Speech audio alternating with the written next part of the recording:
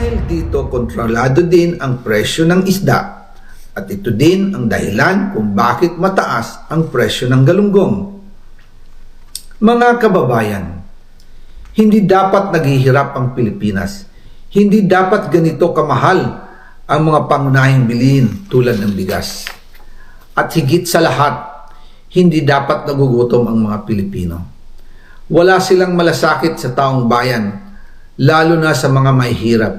Inaabuso ang kapangyarihan, nagiging negosyo ang pera ng taong bayan. Masakit man tanggapin, pero ito ang katotohanan. Ang pinakamakapangyarihang pamilya pa mismo ang sangkot sa ganitong sistema. Mula sa Pangulo, First Lady, hanggang sa anak, sila mismo ang nagtatakda, kumukontrol, at nakikinabang sa mga transaksyon dapat sanay para sa kapakanan ng sambayanan. Hawak at kontrolado nila halos lahat ng ahensya, kaya nagagawa nilang itago ang katotohanan.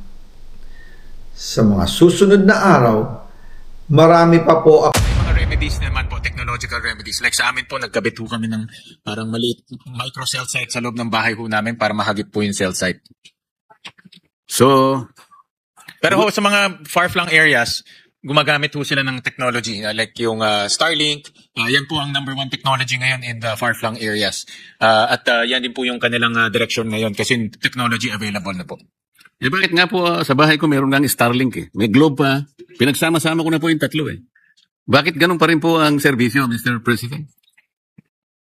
Naging halimbawa ko nga po kasi ang parang diversion ko lang po pagka napakaraming iniisip yung mag-chess ka lang po sa para medyo yung kaso po halimbawa pangkaraniwan na nga po palagi ko sinasabi ito eh. Matatalo ko na po yung kalaban ko eh. Mamamati ko na po siya eh. Isip-isipin nyo 5 segundo na lang. Nawala po yung internet. Ako po ang matatalo eh. Bakit kanyo? Abandonment. Natalo ako dahil nawala po ako ng internet. Isip-isipin po ninyo na ano lang po yun eh. Pamparelax lang po yun eh. Imbes na na-relax po ako, sumama pa yung loob ko eh. At naisip ko kagad ang DICT at saka yung NTC. Alright, Reaction TV Page, nagbabalik reaction. Napakaganda po ng pag-uusapan natin ngayon mga ka-reaction. Bongbong Marcos, nako, ginagawa po niya tayo mga bobo. Di umano sabi ni Bongbong Marcos lumabas sa kanyang bibig na yung attorney daw ni Saldico ay kinakausap sila na ititigil na ni Saldico yung pagpapalabas ng video basta't wag lang i-cancel ang passport niya. At pinagmamayabang ni Bongbong Marcos na hindi raw siya nagdidil sa mga criminals at makakansela pa ng passport ni Saldico. Sinong pinapaniwala mo, Bongbong Marcos? Taong bayan? Hindi kami mga tanga. Tsaka yung abogado ni Saldico, hindi bobo yan. Hindi bangag katulad mo yan. Yung abogado ni Saldico, matalino yan. Alam niyang ginagawa niya kasi wala kayong lusot kay Saldico. At wala kayong lusot sa kanyang abogado. Alam nyo yan, kaya nagsasalita ka ng ganyan. Ginagawa mong tanga yung sarili mo, Bongbong. Sino ba nagbigay ng advice sa'yo ng ganyan? Si John Vic? Si Boying? Sino nagbigay ng advice sa'yo na sabihin mo, si Saldico tsaka yung lawyer niya, sinusuhulan ka para ibina-blackmail ka, sabihin mo, ganun. Hindi tanga yung lawyer ni Saldico, Bongbong. Ano naman, ginagawa mo kaming tanga eh. Hindi kami tanga, alam namin yan. Papalabas mo ngayon si yung abogado ni nilabas na niya mga totoo. Alam na ng taong bayan na ang mastermind kayong dalawa ni Tambaluslos. Huwag mo nang lokohin yung taong bayan, alam na namin lahat, alam na ng mga karaniwang Pilipino. Okay po ba yung mga shades namin dalawa ni Bongbong?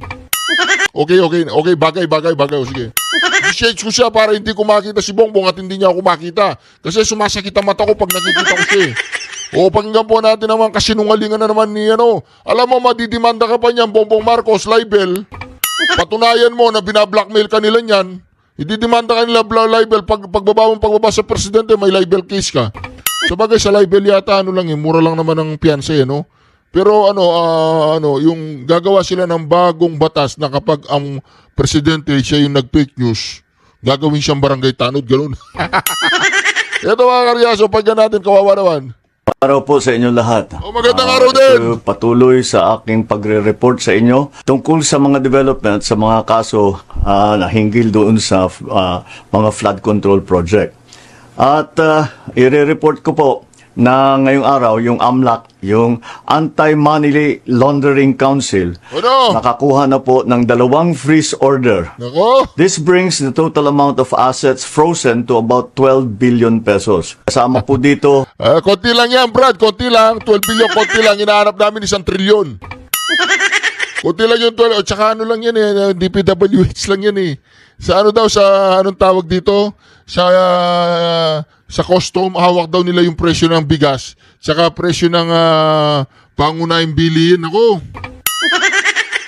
ang mga air asset ni Saldico, ang value mga 4 billion. At bukod Hawak daw ni Lisa Araneta di umano yung presyo ng bigas. Sabi ni Saldi ko ya. Tsaka presyo ng asukal. Nako. Dalawang pangunahing addiction ng Pilipino, hawak nila. Di ba, adik ang mga Pilipino sa bigas, di ba? Adik din sila sa sugar. O di ba, pero sila adik sa pulburon. pa ron, meron po tayong nakuhang 3,566 na bank account, 198 insurance policies, 247 motor vehicles, 178 real properties, 16 na e-wallet account, at saka air asset na frozen na. Umpisa lang po ito. Mas marami pong asset ay mafo-frozen para maibalik ang pera ng tao sa kanila. Ito po ang aming pangako that the money of the people will be given back to the people. Meron din pong development, yung ICI at saka ang DPWH, magsusumite po ng ebidensya sa ombudsman and magrekomenda sila ng kaso ng plunder, anti-graft, bribery, conflict of interest sa 8 congressman na may-ari ng mga construction company na may proyekto sa DPWH. Lastly, meron Ito, pare. Ito, hinihintay ko. Tagal na ito eh. Ang haba ng daldal mo, Bongbong Marcos, ito lang gusto mo sabihin eh. Ito, kasi nungalingan to, mga kareasyon. po akong ibabanggit sa inyo. Dinapitan po kami ng abogado ni Saldico at nagtatangkang mag-blackmail na kung hindi po namin kakanselihin daw ang passport niya, hindi na raw siya maglalabas ng video. I do not negotiate with criminals. Kahit maglabas ka na ng video ng lahat ng kasinungalingan mo na pag-destabilize sa gobyerno, gusto kong malaman mo, Saldi, makakansela pa rin ang passport mo. Hindi ka na makakatakas sa hustisya. Oh, pareho kayo, hindi ka makakatakas sa hustisya. Makakasela ang passport ni Saldi, ikaw. Bye-bye, Hawaii, Hawaii. Ay, ako gusto ko talaga yan. Matapos siya ng 2028, mga ka-reaction, meron nga akong video dito.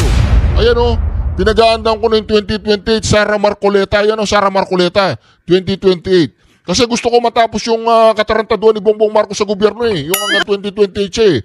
Kaya lang, wala akong magagawa. Nagagali na yung taong bayan ay nagsisinungaling ka na naman, binabayaran ka ng kampo ni Saldico. Hindi naman totoo yan. Alam namin, hindi bobo yung abogado niya. Sino yung lolokohin mo, Bongbong? Taong bayan? Taong bayan lolokohin mo? Hindi mo na maloloko. Pag nakikita ka pa lang nila, nakakakita na naman bubudol eh. Kaya yung taong bayan, Bongbong, wala nang, subukan mo maglakad sa kalsada kung may magpapapicture sa'yo. Wala. Ito mga karyaso, pakinggan po natin ang pinakabagong pahayag po ni Saldico at re-reactionan po natin ito mga kareaksyon ha. Re-reactionan na. Ako, ito na po ang pinakabago. Asa ba yung pinakabago? Anong pinakabago niyang pasabog? Tuloy-tuloy na to. Talaga si Saldi, ilalabas niya lahat. Lahat ng nalalaman niya, anong panaga niya?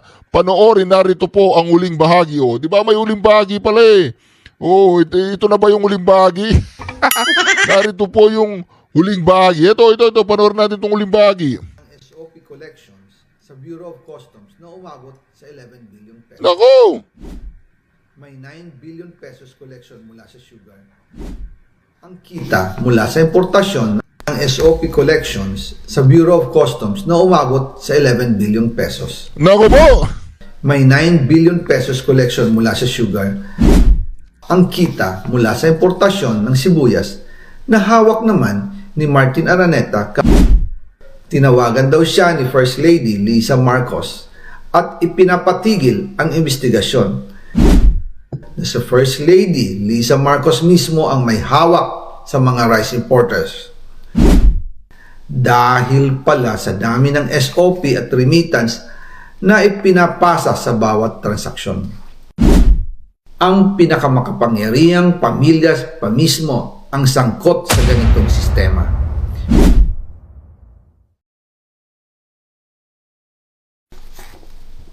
Ngayon naman po, tungkol sa kampanya nitong 2025 elections, nagkwento sa akin si dating Speaker Martin Romualdez. Kinausap daw siya ni PBBM sa Tacloban para tumulong sa gastusin ng mga kandidato mula national hanggang local candidates. Ang sagot ni Speaker, naibigay na niya ang SOP collections sa Bureau of Customs na umabot sa 11 billion pesos. Dagdag pa dyan, may 9 billion pesos collection mula sa sugar na ayon mismo sa kanya ay pinaghahatian lang ng 5 kumpanya para makontrol nila ang presyo ng asukal sa merkado. At iba pa ang kita mula sa importasyon ng sibuyas na hawak naman ni Martin Araneta, kapatid ni First Lady Lisa Araneta Marcos. Kung matatandaan ninyo, noong 2022, nagkaroon po ng investigasyon sa Kamara na pinangungunahan ni Congressman Toto Swansing dahil sobrang taas ng presyo ng sibuyas. Umabot ng 600 pesos kada kilo. Gayong dapat ay nasa 80 pesos lang. Doon lumabas ang pangalan ni Martin Araneta bilang isa sa mga nasa likod ng kontrol sa importasyon ng sibuyas.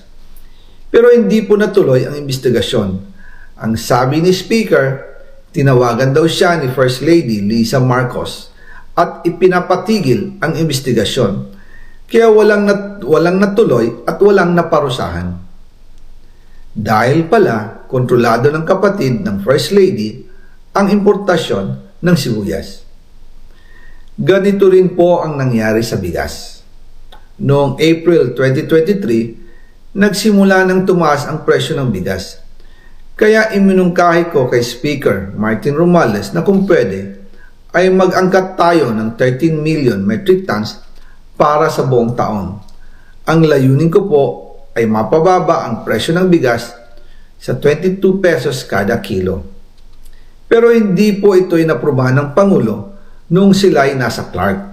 Dahil doon, sumipa ang presyo ng bigas na umabot ng 55 pesos kada kilo hanggang 2024. Noong 2024, kinausap ko ulit si Speaker Martin Romualdez na kung pwede makausap namin si Secretary Laurel Chu ng Department of Agriculture at Secretary Ralph Recto ng Department of Finance para maibaba ang taripa ng bigas mula 35% to 15%. Sinabi ko kay Speaker Martin Romualdez na kung pababayaan natin ang patuloy ng pagtaas ng presyo ng bigas at umabot ito sa 60 pesos kada kilo, siguradong magagalit na ang taong bayan.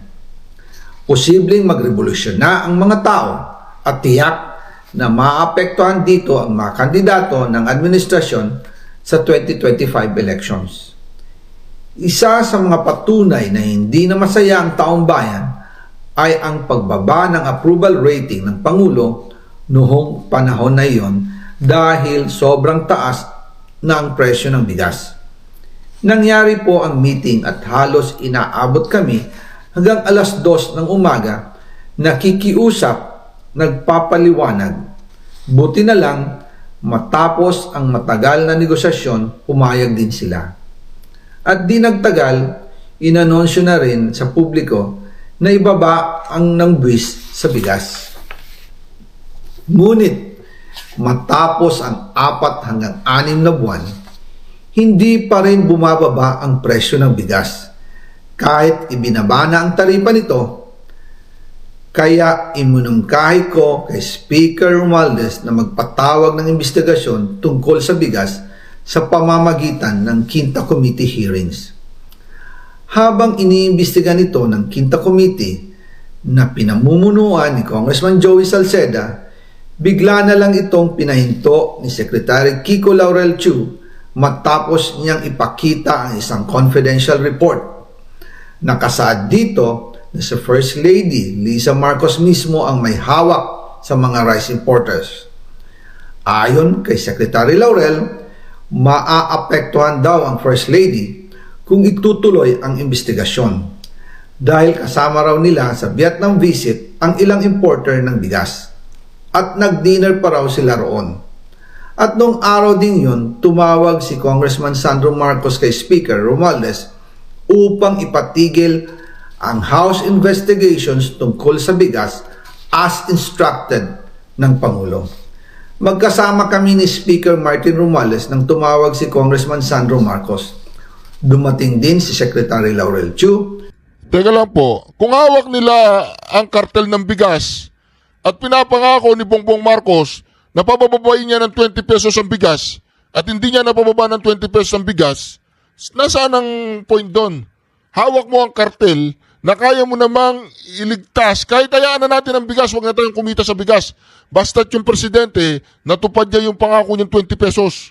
Ibaba natin ng 20 pesos ang bigas. Kaya lang, patay yung mga farmers natin, di ba? Ngayon, siyempre mga sindikato yan, hindi papayag yan na ibababa ng 20 pesos na hindi sila kikita. Kaya ibig sabihin dito mga kareaksyon, napahamak si BBM na hindi niya natupad yung 20 pesos na bigas dahil di sa asawa niya kung hawak niya yung kartel ng bigas. Hindi ko maintindihan na mag-asawa no? Nangangakong 20 pesos, yung babae naman hawak niya yung kartel. Ano ba yan? Sa Manila Polo Townhouse at doon siya pinagalitan ni Speaker dahil inilabas niya ang confidential report na nagdidiin sa First Lady sa issue ng rice smuggling. Humihingi ng paumanhin si Secretary Laurel Chu at sinabi niyang, pasensya na, masyado akong naive. Doon namin naintindihan kung bakit.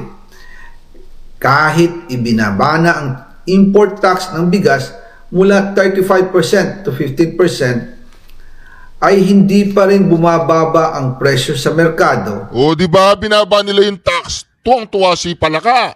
Kasi bumaba yung binabayaran nilang grabe po. Dahil pala sa dami ng SOP at remittance na ipinapasa sa bawat transaksyon. So ibig sabihin mga kareaksyon, hindi lang sa flood control. Hindi pala flood control ang maraming pera, kundi sa Bureau of Custom. Nako! Yung flood control sa base lang yan yung Bureau of Custom. Araw-araw yan kumakain ng bigas ng tao, sibuyas, asukal. Ano pala yun? Chicken pit lang pala yung yung flood control. Sa Bureau of Custom. Nako, tuloy, Saldi. Grabe yan Import tax ng bigas mula 35% to 15% ay hindi pa rin bumababa ang presyo sa merkado dahil pala sa dami ng SOP at remittance na ipinapasa sa bawat transaksyon. Dagdag pa po, maraming importers ng isda ang nagre-reklamo dahil kontrolado ito ng kaunting kumpanya lamang. Wala naman daw tax sa importation tuwing lean season, pero kahit ganoon, hindi pa rin sila nabibigyan ng permit to import. Ang makaunting kumpanya na ito lang ang nabibigyang permit to import. Dahil dito, kontrolado din ang presyo ng isda at ito din ang dahilan kung bakit mataas ang presyo ng galunggong. Mga kababayan, hindi dapat naghihirap ang Pilipinas. Hindi dapat ganito kamahal ang mga pangunahing bilihin tulad ng bigas. At higit sa lahat, hindi dapat nagugutom ang mga Pilipino. Wala silang malasakit sa taong bayan, lalo na sa mga mahihirap. Inaabuso ang kapangyarihan, nagiging negosyo ang pera ng taong bayan. Masakit man tanggapin, pero ito ang katotohanan. Ang pinakamakapangyarihang pamilya pa mismo ang sangkot sa ganitong sistema. Mula sa Pangulo, First Lady, hanggang sa anak, sila mismo ang nagtatakda, kumukontrol, at nakikinabang sa mga transaksyon dapat sanay para sa kapakanan ng sambayanan. Hawak at kontrolado nila halos lahat ng ahensya, kaya nagagawa nilang itago ang katotohanan. Sa mga susunod na araw, marami pa po akong isisiwalat. Maraming salamat sa inyong oras at patuloy na pag-unawa. Naway, magising tayo sa katotohanan at sama-sama nating hanapin ang hustisya para sa bayan. Diyos mabalos po sa Indugabos. Nako, hindi nga naman kaya ni Saldico na isiwalat sa isang araw. Inihingi po ng Malacanang tsaka nitong si Claire Castro. Ilabas mo na lahat. Tsaka yung ibang DDS hinihingi nila. Ilabas mo na lahat, wag installment. Hindi nga niya kaya isang araw, kahit 2 araw, kahit 3 araw, kahit isang buwan, hindi niya kayang kwento lahat. Maraming alam tong si Saldico kasi insider nga. Mga ka-reaction, hindi pa ba kayo natatakot? Hawak ng mga Marcoses lahat. Asukal, bigas, petrolyo, kung ano-ano pa. Hawak nila lahat. Yung palang flood control, ano lang palang yun? Icing lang pala. Icing lang sa cake yun. Wala pala yung flood control. Kaya pala sinabi ni Bongbong Marcos para yung flood control lang imbestigahan natin. Wala pala yun. Chicken feet lang pala yung flood control. Diba? Lahat ng Pilipino kumakain ng bigas, asukal, gumagamit ng mga pangunahing sibuyas, kung ano-ano pa. Kaya pala, mga ka-reaksyon, mga kababayan, ano pang hinihintay natin? Mag-subscribe na kayo at i-share ang video na ito. Ito na po si Senator Marcoleta, mga ka-reaksyon dito. Magagalit si Senator Marcoleta kung bakit napakabagal ng internet. Ito pala nasa DITC ba yun? DITC talagang natutulog sa pansitan o kasama na ni Bongbong Marcos? Ito na po mga ka-reaksyon. Nako, Bongbong Marcos ha. Huwag kang magsisinungaling dyan na binablockmail ka ng attorney ni Saldico. Baka maano ka, ma-cyber libel ka. The budget of the DICT is our distinguished colleague from Tarlac and Pampanga, Senator Rodante Ito na, mga ka-reaksyon. Marcoleta is recognized. Kumanda ka, Lacson. Kumanda ka, Lacson. Maraming salamat po, Mr. President. Palakpakan. Mga ilang pong paglilinaw sana, Mr. President, kung papayagan pa po tayo ng sponsor ng DICT and NTC. Yes, Mr. President. Mr. President, yung Wala. SGAB po ay dinagdagan po ang budget ng DICT ng mahigit 895 million pesos. Ngunit sa atin pong Senate comprehensive report, binawasan naman natin sila ng halos 1.7 billion pesos, Mr. President. Nagagalit po ba kayo, Mr. President? Hindi naman, Mr. President. Hindi naman, Mr. President. I think konektado rin ho yan doon sa binuksan po ng ating presiding officer na utilization rate, Mr. President. So, it's connected to doon po sa utilization rate. Oo nga po, Mr. President. Tama naman po yun dahil baka kasi dahil nga medyo nababasan ang budget ninyo, yung mga performance indicators po nyo, kaya yung mga milestones ninyo, bigla nyo rin babawasan sapagkat nagbawas nga po kami. Mr. President, malaki pa ho yung kanilang continuing appropriation. So, tuloy-tuloy naman po yung kanilang pag-execute ng project. At ang ating secretary admitted na talagang kailangan ma-improve yung kanilang utilization rate. This is a management issue. So, they're fixing that process. Mainly, the bidding process ang nagiging bottleneck ho nila. Kasi po sa kahit sa pangkaraniwang pamilya lamang po, Mr. President, pagka medyo konti lang ang budget mo, talagang pipilitin mo na bawat sentimo ay mo-optimize mo po yung mga dapat nagawin para ganun po ay may pagtagumpay, may taguyod ang pangangailangan ng pamilya. Di ba, Mr. President? Opo, Mr. President. Kaya kahit na po kayo ay nabawasan, wala naman po kayong magagawa. Huwag naman po ninyong isipin na, magre-relax kami. Para bawi-bawi lang yan eh. Wag po, kasi kailangan tayong magtipid. Yan po yung talagang naging decision po ng Senado kung bakit ganyan po ang nai-recommenda po na ibigay sa inyo. Katulad po ng Cybercrime Investigation and Coordination Center.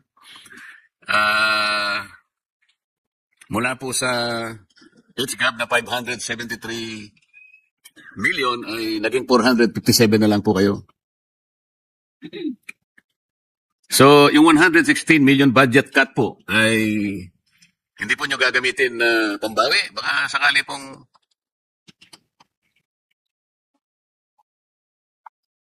sana mas maging masikap pa rin kayo kahit na po ganun ang nangyari. Yes, Mr. President, and I think, well, nakikita ng agency na talagang masinop tayo sa pag-allocate or appropriate ng pondo, lalo na kung hindi po talaga nagagamit yung pondo, then kailangan it's a signal for them na maging much more efficient, maging episyente po sa paggamit. Kasi kung magbibigay po tayo ng same amount, papatong-patong lang ho eh. But again, meron naman ho silang continuing, so magagawa rin naman nila yung mga plano ho nila. Efficient and effective, Mr. President, kasi kung talagang tamang-tama lang ang budget nyo, ay babawasan nyo yung mga hit and miss opportunities kasi pagka na-miss natin, sayang na sayang po, hindi na natin mababalikan. Kaya magiging maingat po kayo. Ganun po yung assumption natin, Mr. President. Correct, Mr. President. This is a signal to them. This is actually a challenge rather than a discouragement, Mr. President. So, dapat galingan ho nila sa management ng kanilang ahensya. Noong Agosto po, Mr. President, ang ulat ng DICT po ay 75% ng ating public schools ay meron na pong internet connectivity. Ang pagkakaroon po ng internet connection ay isang bagay. Ngunit ang paggamit po nito ay isa namang bagay. Halimbawa po kung napakabagal po ng internet do sa lugar na yon, lalong-lalo na yung malalayo po nating mga lugar. Hindi rin magiging kapaki-pakinabang. Maganda na sana yung ratio po, 78%. Paano po kung kalahati naman ng 78%, napakabagal naman po ng serbisyo ng internet. Kagaya po nung, siguro gagawin ko pong halimbawa, Mr. President, yung sa bahay na lang namin. 3 service provider na nga po ang kinuha ko eh. Merong Globe, meron pong Converge, meron pa pong Starlink. Talagang ano po eh.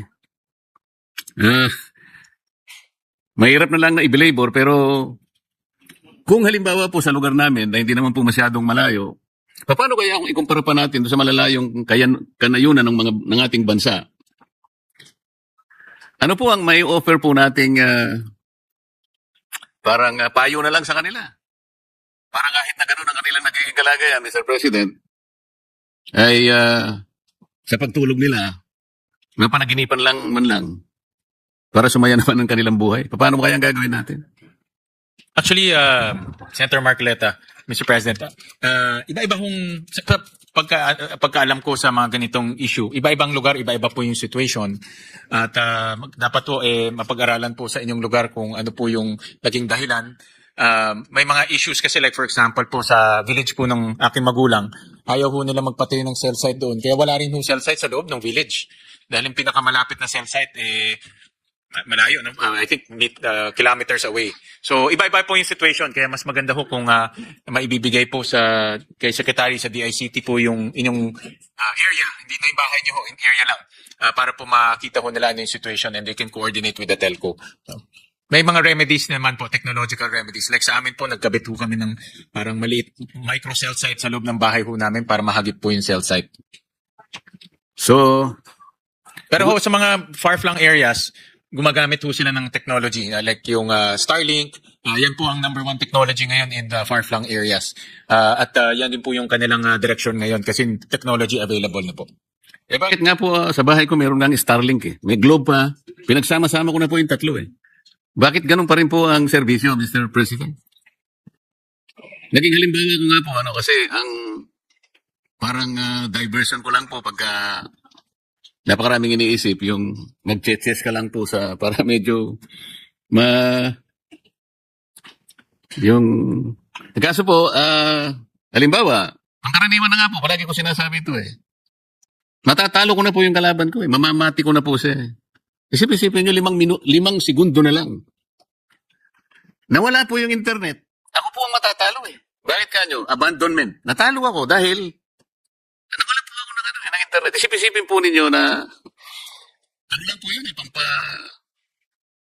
pamparelax lang po yun eh imbes na na-relax po ako sumama pa yung loob ko eh at naisip ko gagawin ang DICT at saka yung NTC na maaaring hindi naman po kayo ang may problema example lamang po yun para sa isang katulad namin paano na po yung napakarami pong mga aktibidad na hindi po nabibigyan ng katuparan nawawala dahil lamang po sa kawalan po ng internet service.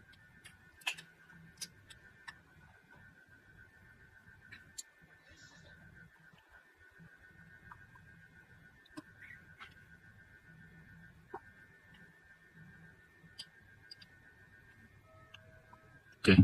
Kasama po ito sa quality standard po ng mga telcos at ang DICT rin po ay minomonitor na po yung kanilang mga performance. So ito rin po ay isang bagay na tinitingnan din po ng DICT ngayon, yung quality service na ibinibigay. Of course, again, no, different areas, different iba po yung situation, pero part ito sa service standard na ini-implement po ng DICT. Meron po ba kayong mga tauhan, Mr. President, na kahit random lang mag-check kayo? Kasi yung pong mga service provider na sinasabi ko sa inyo, komisyon po, dumarating naman sila, pinatatawag para nga check-in po. Pag-alis naman po nila, okay naman po eh. Merong Netflix. Pag-alis po nila, teka, may problema na naman eh. Baka naman po kayo, meron kayong mga tao na kung hindi naman po imposition yun, sa mga ganung pagkakataon, na-check din, baka naman may nagkapalit-palit siguro dahil tatlo po yung nagkalaban-laban po siguro. Hindi ko na po alam kung ano ang problema talaga eh. Po, meron ho silang mga field personnel, meron din ho silang mga nagche-check po ng quality standards nationwide. In fact, next year nag-allocate ho tayo ng 450 million para ma-expand pa yung regional offices ng DICT para po talagang present na sila nationwide, no.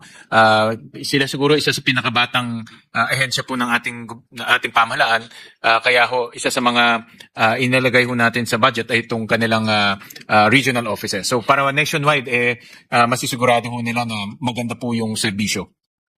Opo, Mr. President, kasi alam ko po ang ating bagong secretary ng DICT, nanggaling naman yan sa digital banking industry na kung saan ay pinakamatas po siguro ang standard kung ikukumpara sa ibang industry. Kaya naniniwala po ako na makakatulong siya sa mga ganong klaseng mga inconveniences.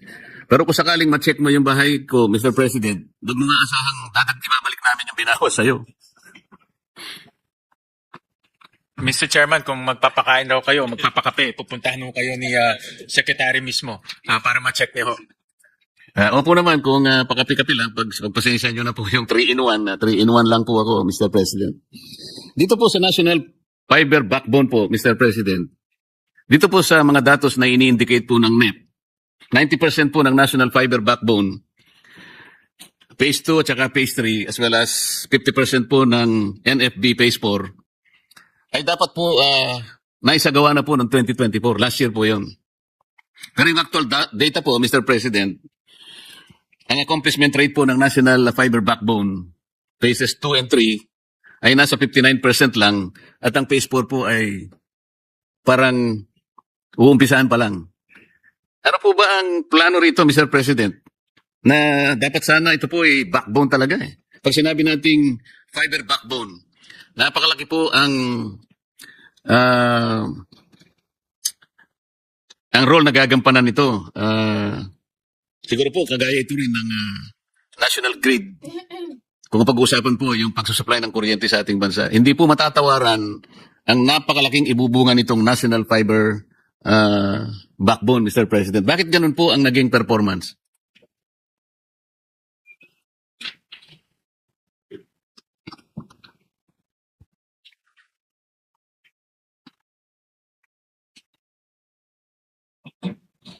Tama ho kayo, Mr. President. In fact, yan po yung aming isa rin na pag-usapan sa hearing, yung implementation po ng National Fiber Backbone.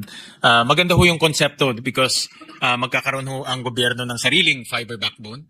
At ito ang vision ho dito ay gagamitin po ng gobyerno, gagamitin din po ng mga LGUs, at pwede rin po mag-offer ng services sa mga maliliit na ISP sa iba't ibang lugar. So bababa po yung presyo ng internet sa mga malalayong lugar at of course sa mga LGUs natin. At ang kagandahan rin dito, ang government, may sarili na ho siyang kumbaga may sarili na siyang infrastructure. Admittedly, na pag-usapan ho namin to sa hearing na budget hearing na mabagalin po yung implementation ho nito. Admitted ho yan. At meron din pong catch-up plan ang department para po mapabilis po yung construction. So ang target ho next year, yung phase 4 and phase 5, aabot na ito sa Zamboanga. No, so mako-connect na po from Luzon, Visayas all the way to Mindanao. No, so yun po ang target by next year. Sayang po kasi ang oportunidad, Mr. President, given the fact na ang Vietnam po, dito siya lubos na namuhunan sa digitalization po ng kanyang bureaucracy. Kaya kung nakikita po natin, siguro ang nagawa ng Vietnam mula nung mailatag po nila ang infrastructure sa digitalization. Talaga pong, hindi ko na po masasabing na pag-iwanan na po tayo ng malayo, pero makikita po natin yung mga indicators na halimbawa po, kapag binangga natin yung per capita income po ng mga bansa sa ASEAN, meron pong direct correlation po dun sa bilis o sa bagal ng ating internet, lalo na po yung broadband na sinasabi natin. Halimbawa po, Mr. President, yung per capita income po natin ay napakababa kung ikukumpara po sa Singapore. Ang Singapore po, ang per capita GDP is $88,000 per citizen. Sa mga kapatid, yun po yung balik share ng isang Singaporean sa kanilang total economy, $88,000. Ang Brunei po ay $35,000. 13,000, Thailand 7,800, Indonesia 5,270, Vietnam 4,620, ang Pilipinas po ay 4,130. So makikita po natin, nasa mababang antas po tayo dahil isa po sa pinag-uusapan sa ikabibilis po ng ekonomiya ay yung pong communication. There will be no debate as to the significance and impact of communication and technology in the growth of the nation, Mr. President. Totoo yan. Dahil makikita ho natin ngayon na everything is interconnected. No? At halos lahat po ng sector, from education to business to agriculture, lahat po gumagamit na ngayon ng internet and technology. At dahil po sa cellphone, yung internet and technology nasa bulsa na ho natin. So talagang magiging more interconnected, halos pabilis po ang internet at mas marami na tayong nagagawa ngayon with the internet. So tama ho kayo na ganyan po papunta ang buong mundo. Mr. President, more recently, the Secretary of DICT mentioned something like the utilization of artificial intelligence can be utilized as a potent tool for empowerment. At marirealize naman po natin yun, Mr. President, kung meron po tayong mga mahuhusay na mga kababayan natin, mga technical people, para po ito ay ma-take advantage natin. Pero ang masakit po nito, Mr. President, sa 2024 Global Artificial Intelligence Index, tayo po ay number 78 sa 83 bansa kung ang pag-uusapan po ay Artificial Intelligence Talent Pool. So paano po natin ma-address ito? Tama naman po kayo, Artificial Intelligence ay nakakatulong talaga. Ngunit wala naman po tayong sapat na technical people to undertake and to pursue this direction. So ano po yung plano niyo dito, Mr. President? Okay, Mr. President, ang artificial intelligence, napakabilis pong nagiging importanteng tool para sa ating lahat. Ako, yun din po ang gamit ko pag nagre-research ako or may pinapasummarize ako mahabang mga papeles. At in application din, dumadami rin. No? Nag-evolve rin tong artificial intelligence sa iba't ibang sector. So to answer your question, Mr. President, in the budget, meron pong 1.1 billion pesos for ICT capacity and industry ecosystem development and management program. Nakasama ho dito training. So nagbibigay rin ho sila ng training sa iba't ibang industriya. At ang sabi po ni Secretary, kasama ho dyan yung artificial intelligence. Yes. Sino po ang nagte-training sa mga possible entrance sa pagde-develop ng artificial intelligence? Anong bansa po ang nagte-train? Tayo po ba nagte-train o ipate-train natin sa ibang bansa?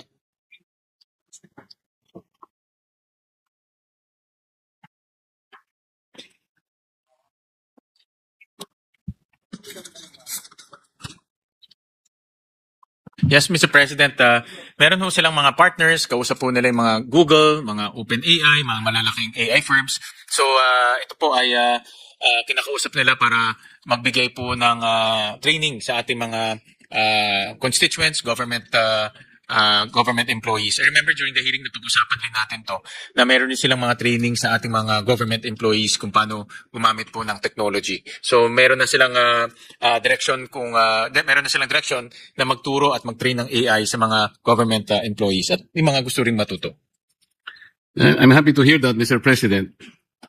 But with the way artificial intelligence has become sophisticated today, We have seen also how potent they become as tools for fraud.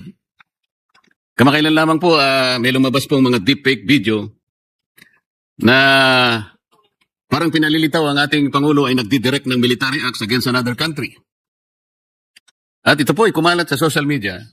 Siyempre po pagka hindi mo masyadong tinignan yun, maaari kang makapag-isip na maaari kang mabigla, maaari ka pang atakihin sa puso pagka ganun nakita mo. So, paano niyo po lalabanan naman ganitong klaseng mga pamamaraan? Ginagamit po ang AI hindi lamang para sa ikaunlad ng isang bansa, ngunit para isa panganib po ang kanyang mamamayan sa maraming pagkakataon at sa maraming pamamaraan.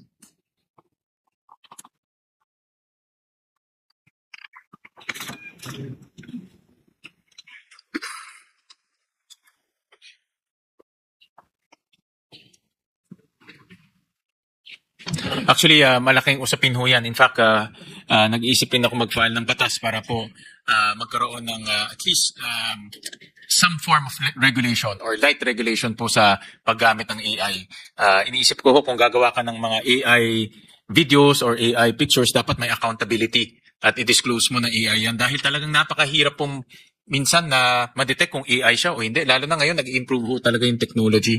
So, ang CICC is very active po sa mga takedowns ng mga deepfake, artificial intelligence movies or mga video clips. So, very active ho sila doon. But moving forward, I think kailangan ho talaga ng legislation. May mga bills na nag-file ho dito sa atin to regulate it. But moving forward, kailangan ho talaga ito. Dahil dapat may accountability. Hindi ka pwedeng gumawa ng AI at magsinungaling ka. No? Hindi ho pwede yan. No? So, we need to look at this technology very seriously moving forward. Mr. President, isa po sa mga naging testigo ng Blue Ribbon Committee ay si Orly Gutesa. Siya po ay naging naging siguro halos lahat ng social media parang nakatuon din sa kanya dahil siguro po sa kanyang isiniwalat. Huwag na nating pag-usapan po yung tungkol sa nilalaman ng kanyang pagsisiwalat. Pansinin na lamang po natin yung nangyari pagkatapos na siya ay magsiwalat sa Blue Ribbon Committee. Napakarami pong issue laban sa kanya. Peking notaryo, falsification, blah blah blah. At noong October 31, 2025, na-monitor po namin na napakarami pong fake ads sa Meta tungkol kay Orly Gutesa. Ito po ay isa lamang kamukha nitong nilagay po nila sa Meta na isang fake ad. Pinilit lang ako ni na Defensor at Marcoleta na ako'y puwersahing mag-sign ng fake affidavit. Lumabas po ito eh. Pero, Mr. President, bago ka po makapag-publish ng isang boosted content or ads, ilan po sa mga requirements na hihingin sa iyo ng Meta ay ang mga sumusunod. Dapat meron kang email. Dapat meron kang mobile number. At ang pangatlo, dapat meron kang website. Nung tinignan po namin yung website, ito po ay cdgmediaminds.com. At pag tinignan po niyo yung website, wala itong laman. Parang isang placeholder lang for the sake of complying with Meta's requirements para makapag-publish at makapag-boost ng fake ads. Ang ginagamit pong pag-boost ay yung siyempre kailangan magbayad para marami pong audience na madatnan, hindi po ba? At pag tinignan niyo po yung mga nagla-like sa post, mga Vietnamese and Arabic accounts. Ibig sabihin, pangpadami lang. At gumagamit nga siya ng domain. Paano po ba, nakikipag-coordinate po ba ang NTC o kaya yung DICT sa mga social media platforms na tulad ng Meta o kaya ng TikTok? Para sa ganun po ay ma-take down po yung mga peke na ads na katulad po ng naipalabas na ganito.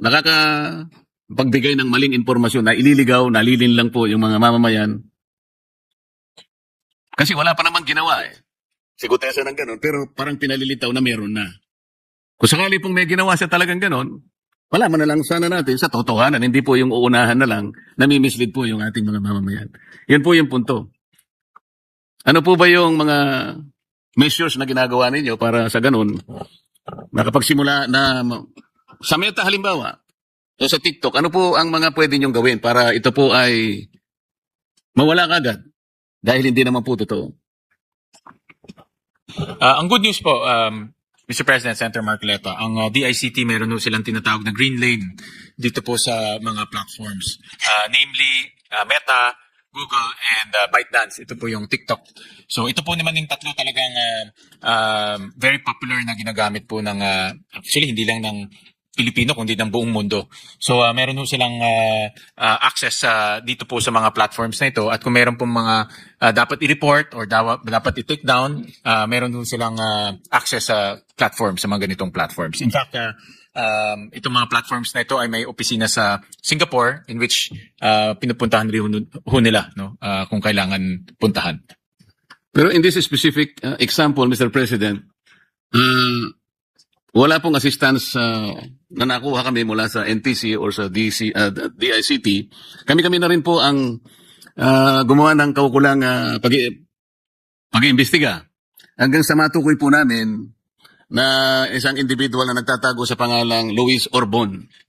At nung matukoy po namin lahat ito, yung nakuha namin ang kanyang cellphone number, nakuha namin ang website, at nakuha namin yung kanyang email, doon lamang po siya mismo, tinanggal po niya yung mga ads niya.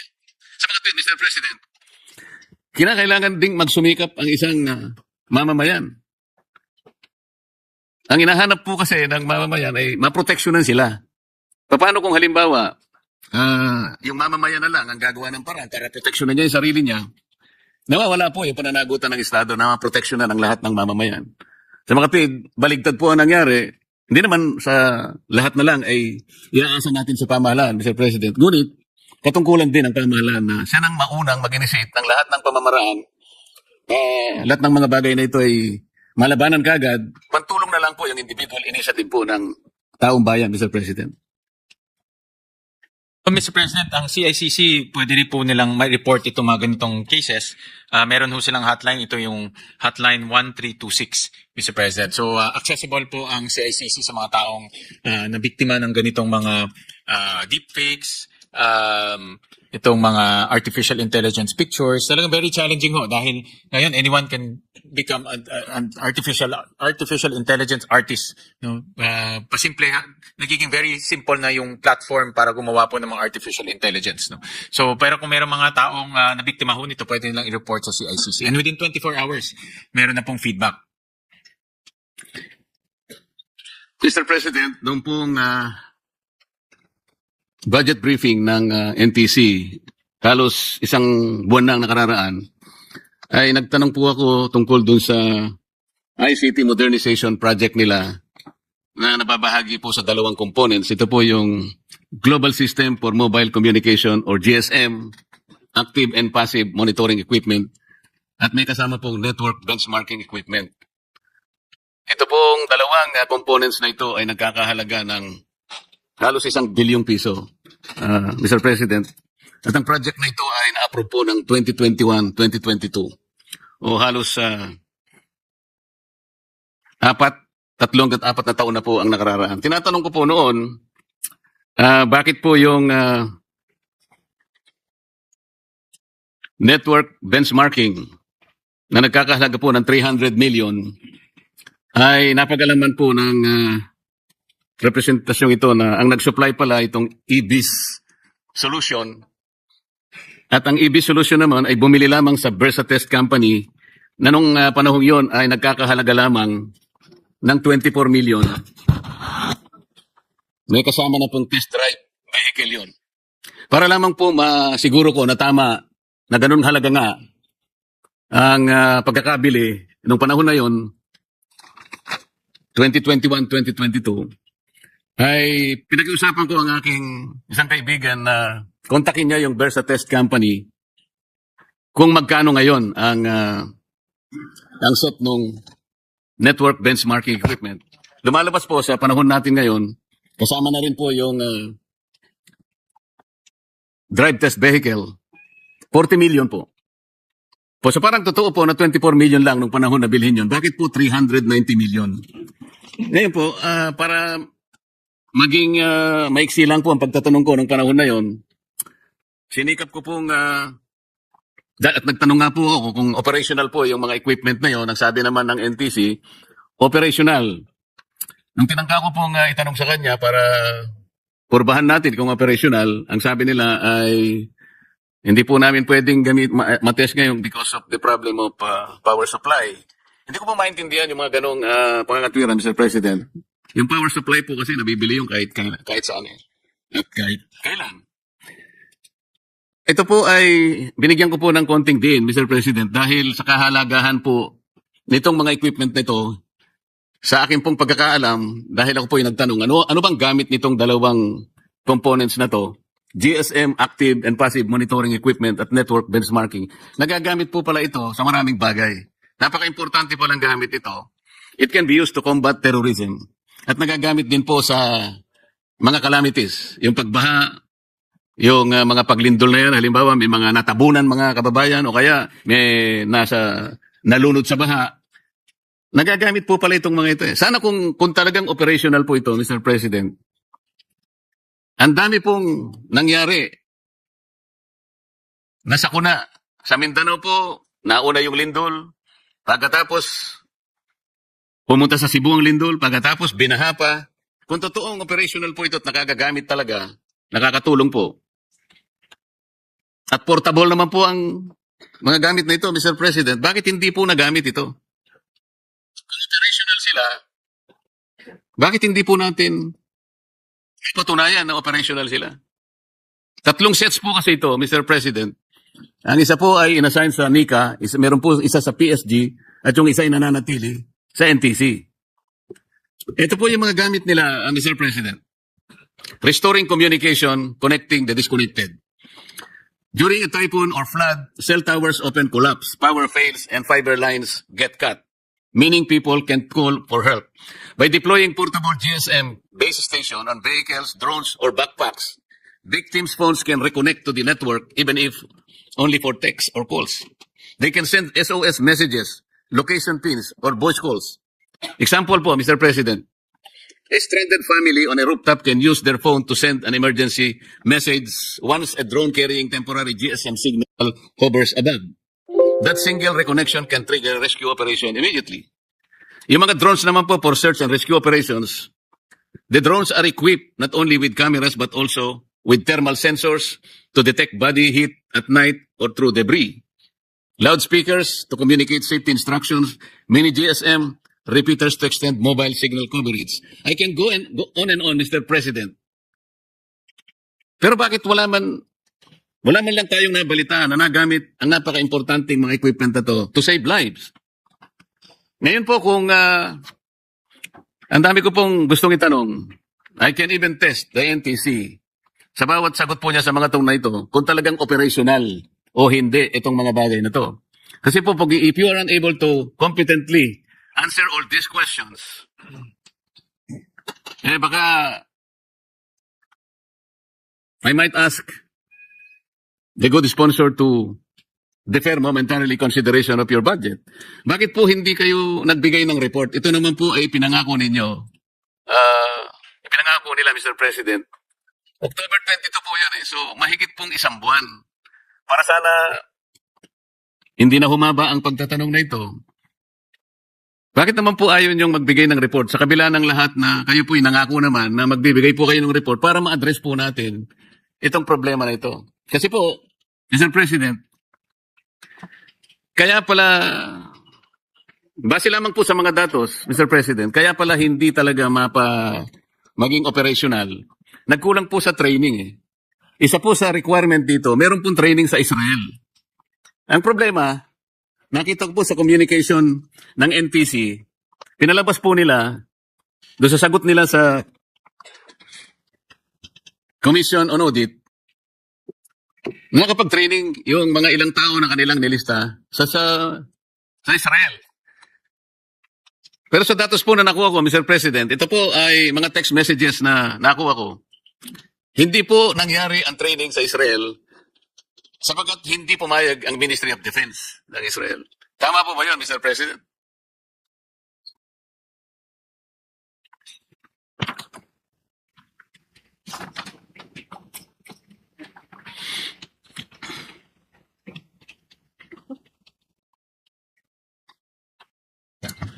Tama ko kayo, Senator Marcoleta, na hindi po pumayag yung Ministry of Defense of Israel at kailangan din po ng coordination with our Department of Defense dahil po may mga national security component itong technology. At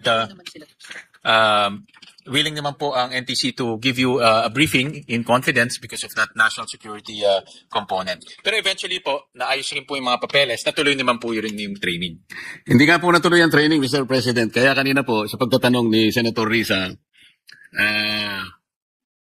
Ito po, meron pong report na ipinakita po sa akin. Natuloy sila sa Tel Aviv, Israel on September 3 to 8. So meron pong meron po silang meron naman natuloy naman po after the clearances na kailangan lang ho nila. anong date po, Mr. President? September 3 to 8, 2023. Ito po kasi yung mga text messages, Mr. President. How are you? September 7, 2023. The delegation left this morning. Got no training as Ministry of Defense permission has not been granted. Got a lecture by my colleague Mir, CEO of Sensor 7. They got Sensor CEO presentation, which is completely unrelated. I saw the delegates after the presentation. Judith and Yaron took them for dinner. I joined for a few minutes not to create impoliteness crisis and left. That was not bitter then. They accepted that Ministry of Defense did not allow training. In short, notice and to non-end user trainings. Hello, no doubt, they got no training on P6 systems. While in Israel, we had no mod clearance. Wish you Happy New Year. Hindi po natuloy. Yan pong sinasabi nila, Mr. President, kagaya rin po ng kanina, misgivings ng ating Senator Risa. It borders on dishonesty. Siguro po kung nag-submit kayo ng report para na-trace out natin ito, hindi na sana humaba po at humantong dito ang pag-uusap natin. Bakit po ninyo sasabihin na natuloy sa Singapore? May papakita po natin na pumunta ang mga tao sa Singapore pero nag-sightseeing sila. Hindi po sila nag-training. Yan po yung kanilang sinasabi, Mr. President. So, Senator Marcoleta, ito binabasa ko po yung authority to travel to Israel of September 2 to 7. And ito po yung kanilang objective. Training on technology update for the project of ICT modernization program. Upgrading of quality of service system and network benchmarking platform of the National Telecommunications Commission conducted by eBizolution Incorporated on September 2 to 7, 2023. So, but the commissioner promised to send you an official report and she can also go see you to brief you para po. And also kung kayo po ay interesado, pwede rin nila ipakita yung kanilang equipment, Mr. President. So na tumatakbo na siya, all systems go. so sinasabi po ba ng NTC Commissioner, Mr. President, totoong nangyari ang training sa Singapore po, one day nangyari po yun. Pero sinasabi natin yung sa Israel. Nakalagay sa communication, talaga pong pumunta nga sila sa Israel, pero wala pong training. Iba po ang nangyari doon. Yan po ang tunay na pangyayari. Dito po merong mga 100 tao po ang pumunta. May picture rin po ng kanilang mga activities. So, dito po sa report, nag-training ho sila. But they can provide you with a more extensive report po. Tapos andito rin po yung mga attendees. Yun nga po, ang gusto ko lang malaman ngayon, Mr. President, kung NTC Commissioner, ipipilit niya na talagang may nangyaring training sa Israel. Meron pong communication na pupunta sila talaga ron. Nagpunta nga sila, ngunit hindi po training ang napuntahan. Dahil wala nga pong training, dahil hindi pumayag ang Ministry of Defense ng Israel. Benchmark platform 3.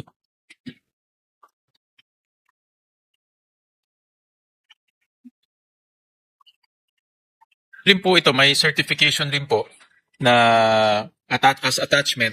Nakasulat po dito Engineer Jeffrey Alvaro for successfully completing the System 2 Quality of Services System and Networking Benchmarking Platform Training. So, nandito rin po sa certificate of na ibinigay. Mr. President, kahit na po 1,000,000 certification ang ibigay sa atin, ang pinag-uusapan dyan, DeepSeek po yan eh. Ang sinasabi ko po, pwede po bang sabihin ng NTC Commissioner na talagang may nangyaring training sa Israel? O nagpunta sila doon? Nag-sightseeing lang, Mr. President?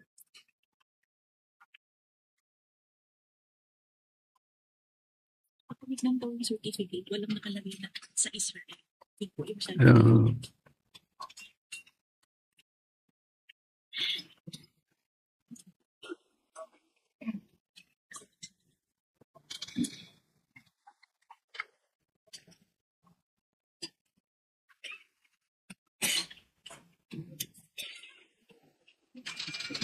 Well, Mr. President, meron kasing certification, kaya binabasa ko lang po yung certification, no? Kung ano po yung nakasulat ho dito. Nakalagay po dyan, Mr. President, na certification galing mismo sa nag-train sa Israel? Ang nakasulat ho dito ay si Mr. Yaron Miller ng PIC6. Pero, Hindi po yan ang training sa Israel, Mr. President. Hindi po yan. okay. Yung pinag-uusapan na training kaugnay po nung mga components na pinag-uusapan. Okay. Kaya kanina ko po tinatanong para huminto na po ako. Aaminin niyo po ba na totoong nagpunta sa Israel yung mga taong nilista ninyo? At sila po talaga yung nag-training sa Israel?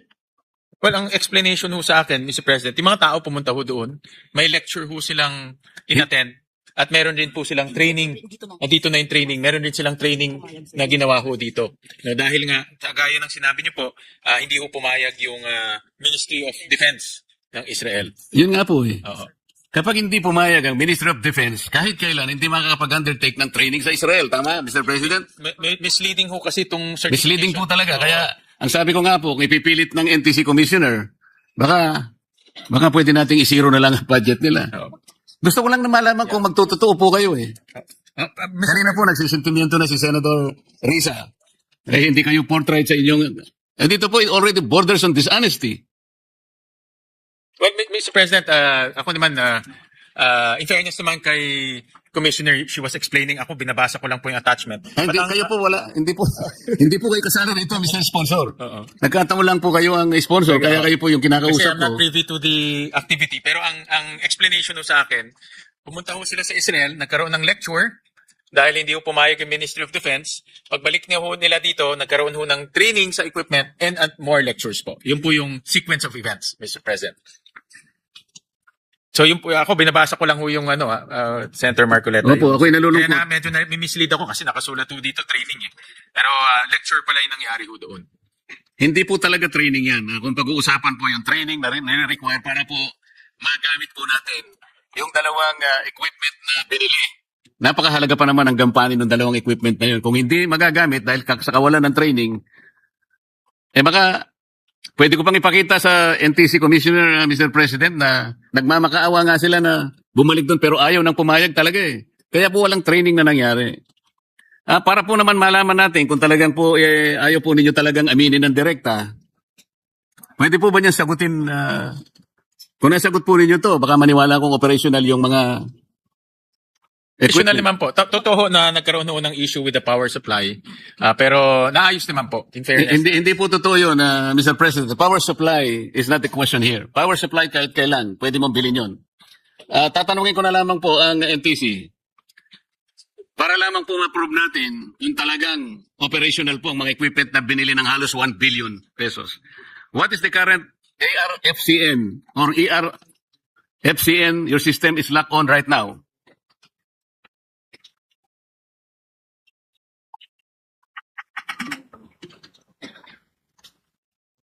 Check lang po ng technical experts. Yes, natin. Mr. President. Very technical. Ano po yung frequency ulit, Senator Marcoleta? Ano po yung current ARFCN or ERFCN ng sistema na nakalain sa ngayon?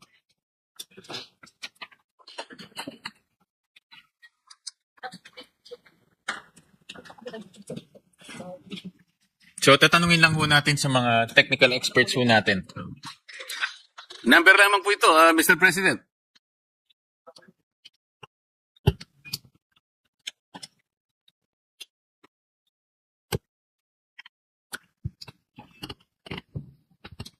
Habang hinahanap po, Mr. President, ito yung susunod na tanong. Is your system showing sync archive, sync achieved, or no sync at this moment?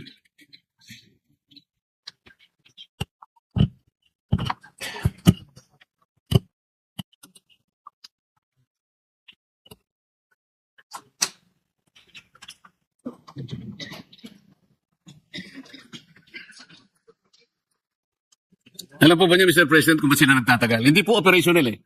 Kung operational po yan eh, isang segundo lang po, alam na nila sagot eh.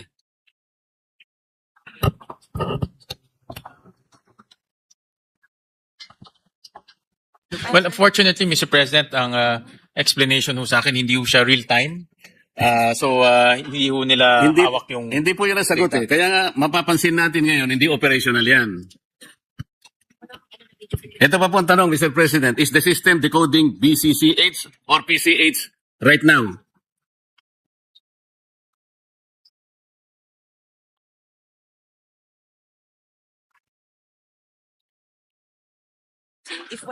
Unfortunately, Senator Marcoleta, yung tao o yung team na may kaugnayan dito sa equipment, no? Wala ho dito. Hindi ho siya... Yun na lamang po ang sasabihin nilang sagot, Mr. President. Pero sa totoo lang, Ito po, ewan ko kung masasagot ko yung mga tanong nyo. ARFCN 8, ewan ko kung tama ho to, or ano, bola ho to sa loto, di ko alam. Pero ARFCN 839, tapos may 24, may 837, may 839, 28. Tumama ba ho ako? mali po lahat, Mr. President. Hindi ako tumama. Wala pong tama. Sinasabi ko po, lahat po ng tinanong ko sa inyo, na pag hindi, tatlo pa lang ito eh. If I continue, lahat po nito hindi nyo masasagot. Ang ibig sabihin yan, hindi po operational. Sayang po eh. Ang sinasabi ko po, this is almost 1 billion pesos. Nakatulong na sana, anti-terrorism, lalo na po yung paghanap ng mga kababayan nating nalunod sa baha o yung nabaon sa mga... Ang dami pong gamit nito eh. Kung operational po yan, yung unang tanong ko pa lang. 1 segundo, 2 segundo, tapos na tayo, Mr. President. The fact is, hindi sila operational. So I will not belabor this. Hindi po kayo nagbigay ng report. Hindi ko po alam kung bakit.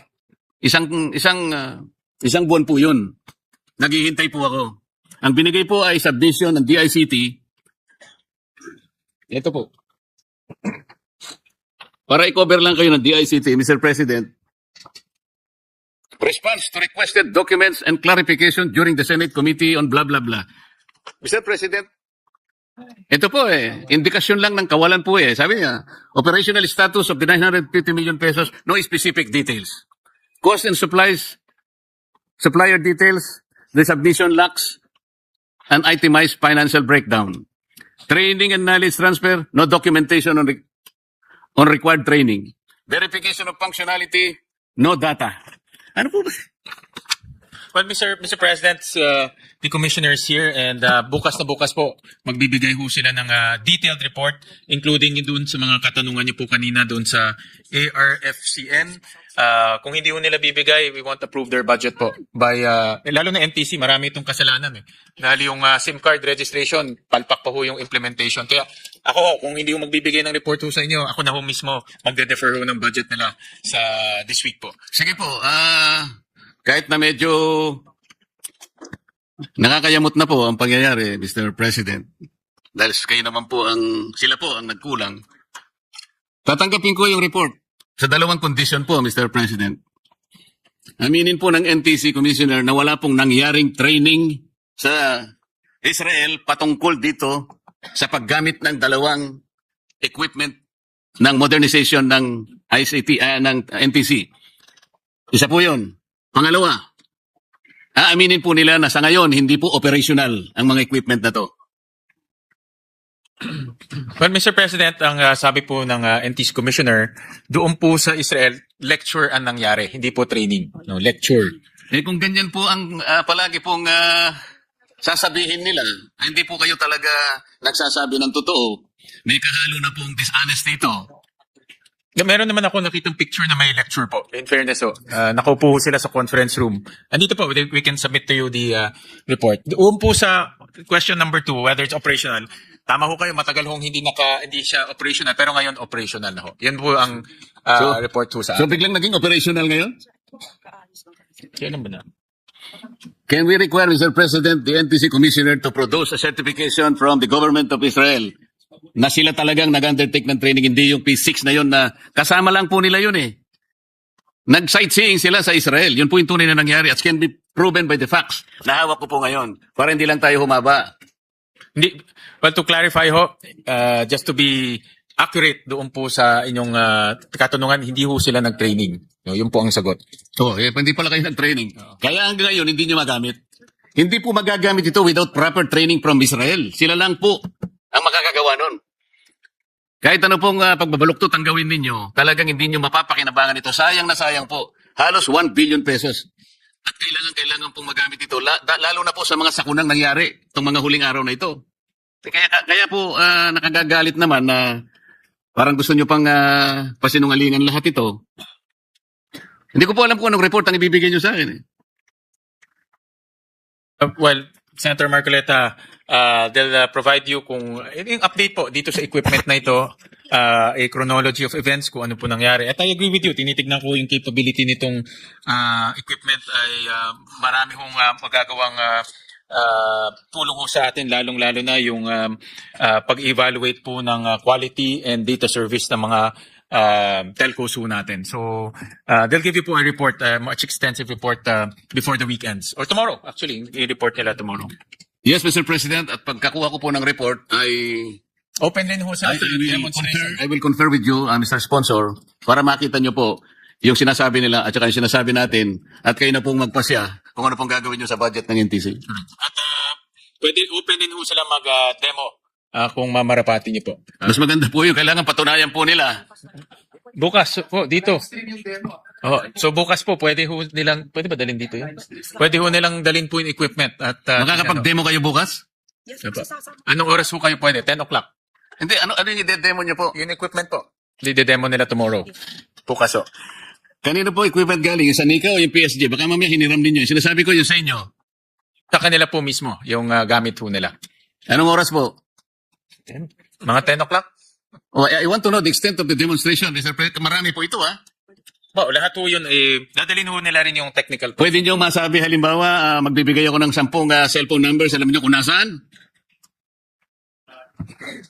Kasi kung hindi po, walang capability na gawin nyo bukas yun, it's a waste of time, Mr. President. Yung mga ide-demo ho nila, ang request ho nila ay magpag-usapan ho through an executive session kasi mayroon ho talagang capability na ganun na hindi ho naman pwedeng sabihin sa publiko, no, dahil ginagamit rin to for national security purposes.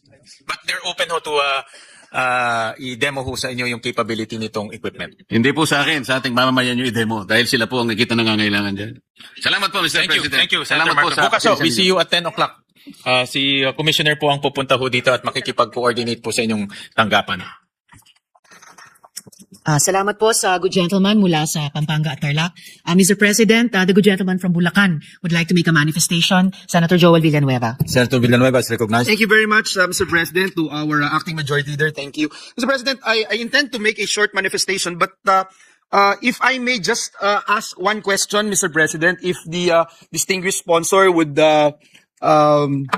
yield to this representation after he's done talking with the gentleman from Tarlac and Pampanga, Mr. President. Okay, Mr. President, Senator Marcoleta is giving me some advice on how to become a good chairman of the Finance Committee. Thank you, Mr. President. May I just ask some questions, Mr. President? Yes, Just Mr. on one President, it will be topic. an honor. Yes, Mr. President, this representation had been religiously following the efforts being made by our DICT family when it comes to addressing fake news with regard to taking care of our cybersecurity infrastructure. I just ask one question, Mr. President, on this particular topic. What would be our programs if we have new programs, Mr. President, for DICT's cybersecurity for next year, and how much are we looking at in funding these programs, Mr. President? Is it enough to cover what we wanted to cover insofar as cybersecurity is concerned, Mr. President?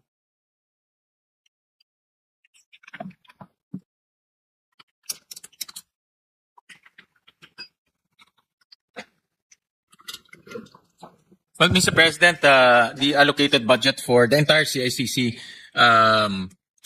group is 328 million. Of course, Mr. President, they would want to increase their appropriation, but at the same time, we also flag them about utilization of their budget. So they vowed to fix their management as well as their procurement process and utilization process, and we also vowed to support them with their needs in terms of addressing cybercrime and cybersecurity in our country. And we'll work with them, Mr.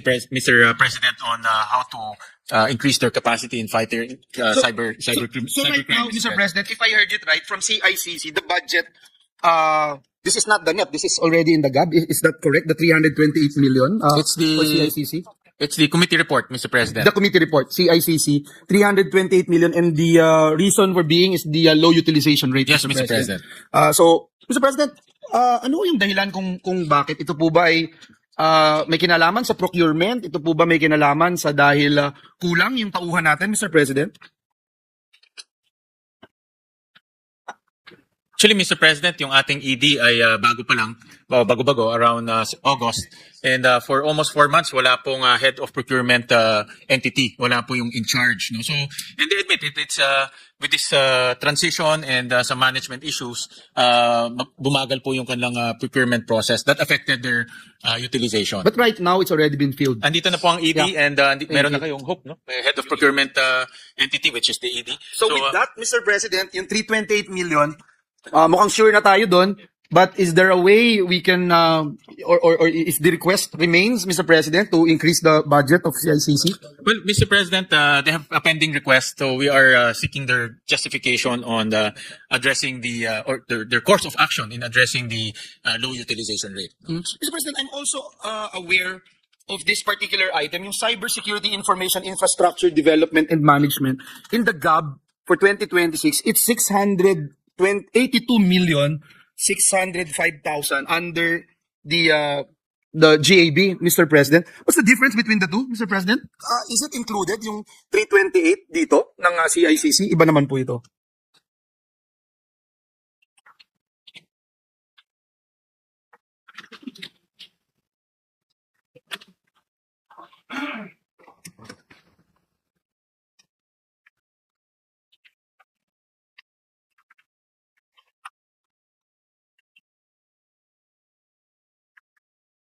So the difference, in simple terms, Mr. President, yung sa DICT na cybercrime, cybersecurity is more detection, prevention, this type of activities. Pag naging cybercrime na siya, then CICC na papasok dito to include investigation and also takedowns, Mr. President.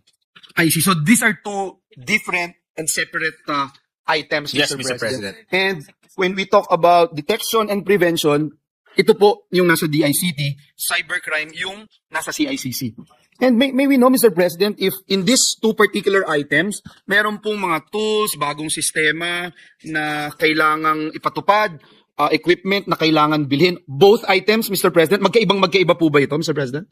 Yes, Mr. President. Different kasi yung kanilang objectives, different rin yung kanilang tasks. So very clear naman po yung delineation. One is for detection, the other one is enforcement. And as we speak, Mr. President, there are equipment tools that they needed to procure. Is that correct? Yes, Your Mr. Honor? President, this is a highly technical, Exactly. very And- technical sila. And having said that, Mr. President, I feel na baka masyadong maliit itong, I mean, you compare these figures from other countries, Mr. President.